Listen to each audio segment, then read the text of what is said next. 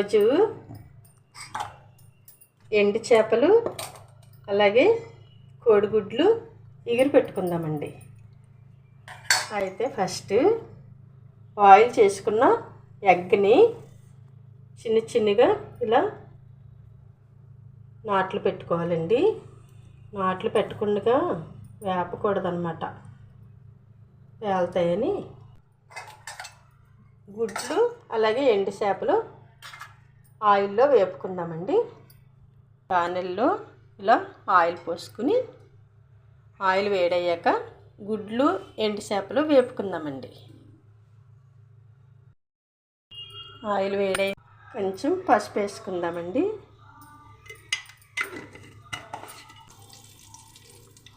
Eggs వేసుకుని వేపుకుందాం.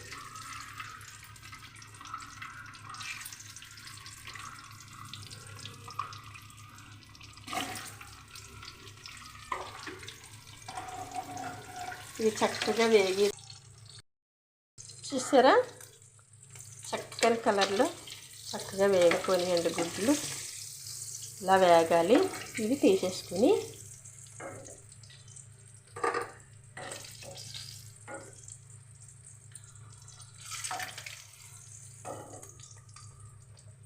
ఎండు చేప ముక్కలు వేపుకుందామండి. ఇవి పండుగప్ప ముక్కలు అంటుంది.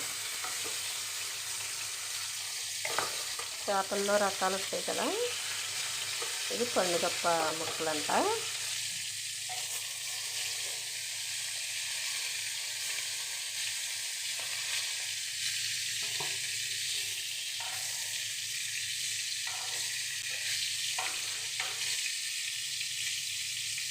ఇవి కూడా వేగేదాకా చక్కగా వేపుకుంటామండి. ఎండు చేప ముక్కలు కూడా అంటే పెద్ద మంటలో కాదండి వేపుతా, మీడియంలో పెట్టుకోవాలి. అంటే మరీ చిన్న మంట కాకుండా మీడియంలో పెట్టుకుని ఇలా వేపుకుని ఎరుపు రంగు వచ్చాక తీసేసుకుందామండి.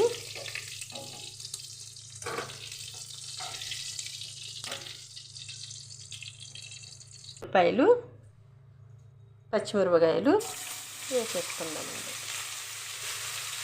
కాక మూత పెట్టుకుని వేగనిద్దాం. అయితే ఇది త్వరగా వేగటానికి ఇందులో ఉప్పు వేద్దామండి. ఉప్పు తక్కువ వేసుకోవాలండి, ఎందుకంటే ఎండు చేపల్లో ఉప్పు ఉంటుంది కదా, కాబట్టి కొంచెం తక్కువ వేసుకుందాం.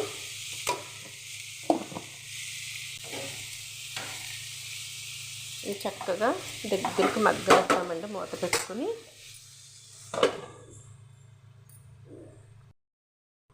ఉల్లిపాయలు చాలా వరకు మగ్గినాయండి, ఇంకా దగ్గరికి మగ్గాలి. అంతవరకు మూత పెట్టుకుందాం. చూడండి, ఇంత దగ్గరికి చక్కగా వడిలిపోయినట్టుగా ఉల్లిపాయ అనేది చక్కగా వేగాలి. ఈ కర్రీ ఏంటంటే పాతకాలం నాటి ఎండు చేపలు గుడ్లండి. ఇప్పుడైతే చాలా తక్కువ మంది వండుకుంటున్నారు, కానీ మా అమ్మగారు ఈ కర్రీని చాలా బాగా వండేవారండి.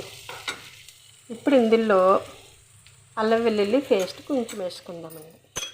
తర్వాత ఇప్పుడు ఇందులో కారము, అలాగే కారం వేసిన తర్వాత గుడ్లు ఎండు చేపలు కూడా వేసుకుందాం. చూపిస్తాను చూడండి.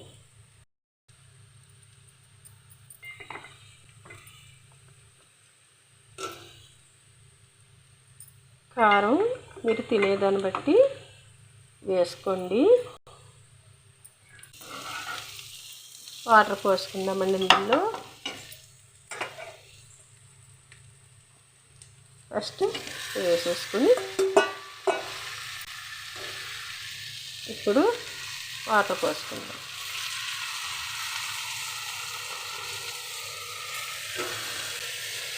కర్రీ ఉడకడానికి ఎంత వాటర్ అవసరమో,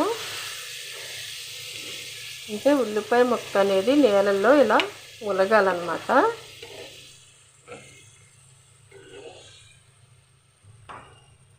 ఇలా ఓకేనండి.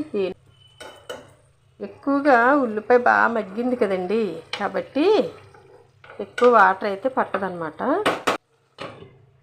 దగ్గరికి అవనిద్దాం. చూడండి దగ్గరికి అయిపోతుంది కదా.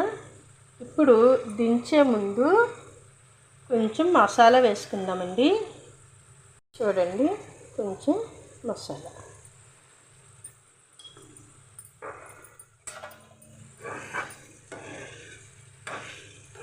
గుమగుమలాడుతుందండి కర్రీ.